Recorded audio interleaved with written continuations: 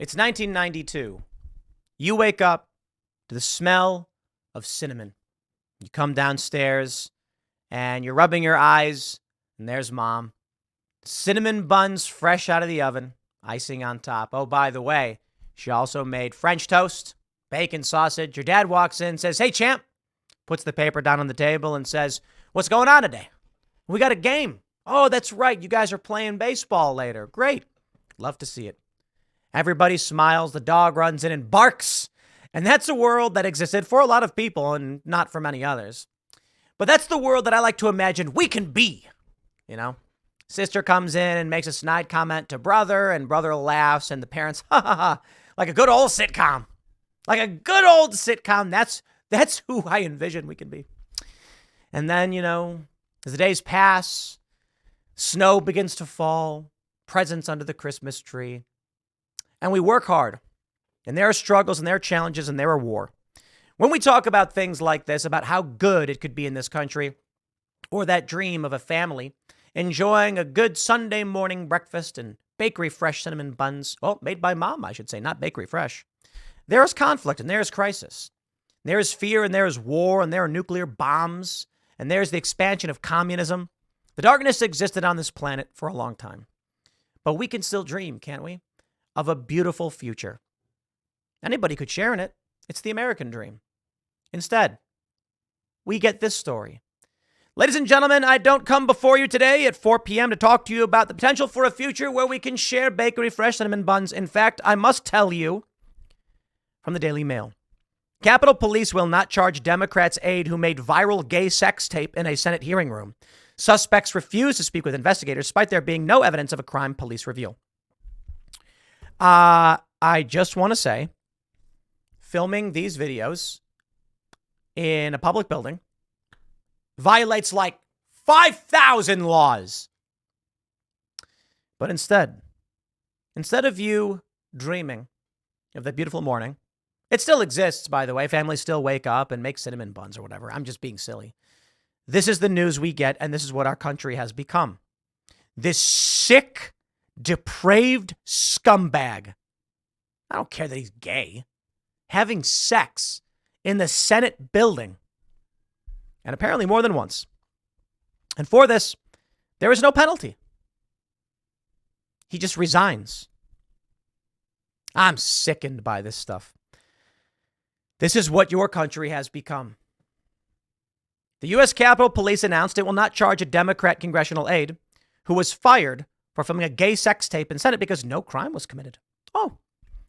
But when these Capitol Police scumbags open the door and let people in, that's the apocalypse. That's right. Who can forget old lectern guy? They called him podium guy, but it's the lectern guy. And what did he do? He picked up a lectern, carried it, and put it down some 10 to 30 feet or whatever. I don't know. And the media went nuts. How dare you? My stars and garters. A man carried a piece of furniture. And for this, he should go to prison.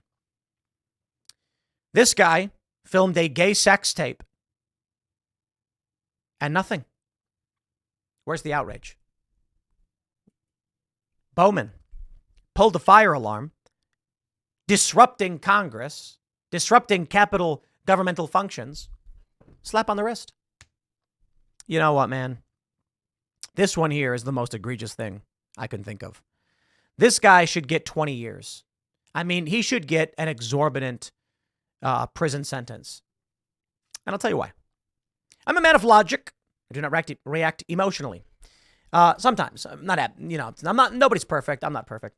My point is this: I don't believe prison is about retribution necessarily. A little bit, right? Obviously, emotion plays a role, but we need to figure out how to stop bad people from doing bad things. We also need to think about deterrence. In some instances, depending on the punishment, it can be a deterrent. Our current system is not. I look at Singapore, and they cane people. Oh boy, you better believe that's a deterrent. Kind of crazy, isn't it? Nobody fears being locked in a box. I think the reason we put you in a box and lock the door is because for one, you're innocent until proven guilty. If you're proven guilty, okay, then we're going to lock you up. We want humane treatments of people who have been removed from society for doing wrong. And a person who commits a crime should be removed from society because we don't want them to do it again. Depending on the severity of the crime, then they get more time behind bars. Retribution plays a small role because people need emotional satisfaction. It's what makes us human. But I don't believe it should be the defining factor in why we lock people up. For this man, I believe he deserves 20 years for desecrating our Capitol building and for, biological waste hazards. Listen, these guys are having gay sex in a public place. There's going to be biological material. It's going to have to be bleached and scrubbed. And I bet you they didn't do anything. I bet you they have not brought in cleanup crews to bleach and scrub and clear that place out. Imagine what else is going on there. Imagine how many times they've done this before. For those costs, this guy should be in jail for a long time. But it is mostly about maintaining confidence in the system. The crime committed here is one of the most egregious crimes a person could commit in this country. Murder, of course, being way worse. Rape, of course, being way worse. But what I'm saying is, most laws are like, trespass, shoplifting, driving without a license, whatever. Those are all like, the average crime does not reach the level of two men having gay sex in a Senate building. That is a desecration of everything we've built and are trying to maintain. If a man can get away with this, then what respect do we have for our institutions, and why should we believe they function? This is the important point.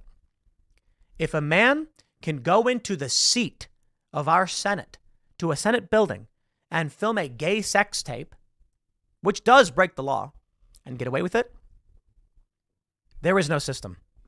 There's none. There's nothing. There is no law enforcement. There's no cleanup. It is just, leave me alone. And that's where we've come to. And that is a fault of liberalism. It really is. Classical liberals, I love you. We agree with you on a lot of things. I'm fairly classically liberal. But this idea of live and let live has turned into leave me alone. Leave me alone's fine. Don't tread on me. I love the message. But without duty and responsibility, this is what you get. In that vacuum, communists have taken over.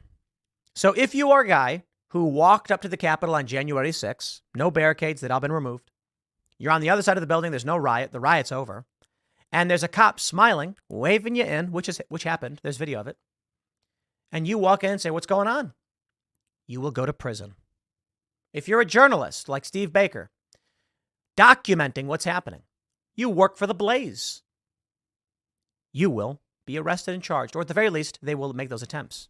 So far, Steve Baker has not been, I don't believe he's been formally charged yet. But they're threatening him, and they're draining his resources because he's got to hire a lawyer for this. But this man, nothing. And it's because the live and let live people have allowed communists to live and let live. And sooner or later, they don't let live. You live in this ethos, under this ethos, where you decide, leave me alone, I'll do my thing, you do yours. And this is what it turns into. The individuals who literally desecrate your places of governance and your places of worship, they'll continue to do so. And then when you push back, they'll say, hey, man, I don't bother you, don't bother me. And what happens? The right, classical liberals, they say, I don't want conflict. I will back off. Well, Donald Trump, he came around and he said, no, we're not doing this anymore. And that's why a lot of people voted for him. But I got to tell you, it's going to take you being active in your community, speaking up and calling this out. I'd like to give this man, Aiden, my thanks, to be completely honest. I'd like to thank him because now, whenever I'm hanging out with a liberal friend of mine or family member, I'm going to show him the video. Oh, I know. Oh, let all the left. Let them all. When, who was it? A senator read one of these graphic books they put in schools and the left mocked him for it. Oh, please talk about how I'm going to show all of my Democrat family members your guy's gay sex tape. Oh, yeah. I'm going to say, here's what Democrats do in the Senate building. And I want them to be angry about it and disgusted. And I'm going to say, I view you the same as this guy. because you won't do anything to stop it. And when you say things like, well, obviously we're not okay with that. It's just, Donald Trump, shut up. Donald Trump can say grab him by the pussy all day and night. And fine, he's crass. But that's the world you want to leave to your kids? Okay, that's your fault. Insurrection. A lot of people are now saying that insurrection greater than erection. Ha ha ha ha. Man, this is dark. No charges. Okay, let me tell you, my friends. In Berkeley County, West Virginia, they have many laws in the books. In fact, it is illegal for a man and woman to cohabitate a building if they're not married. They cannot engage in lewd and lascivious activities in public either, which means if you're not married, you best not be kissing. They had a drag show at the Pride event outside of where we're setting up our coffee shop. It's funny because I hear that people in Martinsburg, West Virginia, are so excited for us to open our coffee shop. And I'm like, yeah, well, I'm having second thoughts. Y'all had a Pride event on Queen Street where a drag performer brought children up onto stage, which is illegal. Where's law enforcement? So I'm supposed to invest in this place where y'all commit crimes in broad daylight in public. And Jefferson County, which is the eastern panhandle of West Virginia, has explicitly forbade. You cannot have children at drag shows. It's an adult performance. It's sexualized.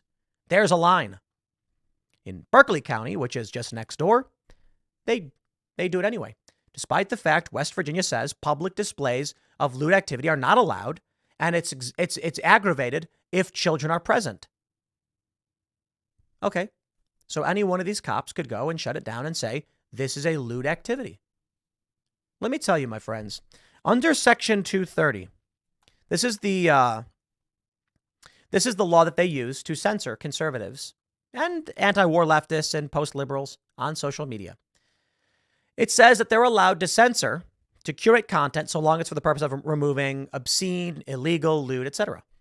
And so these companies have decided that hate speech is obscene and it is lewd, and they can remove it. And they can't be held liable for any speech on their platform because this gives them their clearance.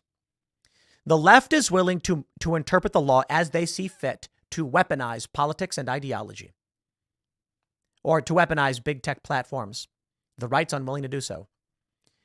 When you can't get West Virginia to at least shut down a drag show with children, even though it's on the books illegal, what should I expect? Republicans are weak and pathetic. Man, these Democrats, they should hope and pray and beg that I am not governor. The things I'd be doing as governor, oh boy, I don't know, I'd probably get impeached in 2 seconds. What would I do? The first thing I do is I would instruct the AG, who I've talked to, and he's like, well, this is up to the DAs. Don't care. I would go to the head of all law enforcement and say, the next time we see something like this and you do nothing about it, you will regret it. And what does that mean? Well, for me, what I can do outside of politics is I'm going to name and shame the next time they allow something like this to happen. And we will campaign. But if I was governor, I would instruct law enforcement. I would say, we want criminal charges. I would personally come down to Berkeley and I'd hold a rally and invite everybody, come here, and we will protest against this. I will instruct law enforcement in any capability that I have to investigate, to do a lot. What's CBP doing over there on Route 340? We know that Customs and Border Protection are involved in human smuggling on the border in Arizona, New Mexico, and Texas. Probably California, too. And what? They can just operate this large human smuggling facility? Weak. That's it. They're weak. So it's funny. Because I get people hitting me up saying, would you like to meet with these politicians or that politician? Sure. West Virginia. Florida's doing better. Ron DeSantis is doing a good job on this stuff. Now that he's not running for president anymore, things have improved quite a bit. West Virginia needs to get its act together. 86% Trump supporting. Ain't nobody is down with this stuff. This guy should be in jail. Whatever, man. I'll leave it there. Next segment's coming up at 6 p.m. on this channel. Thanks for hanging out, and I'll see you all then.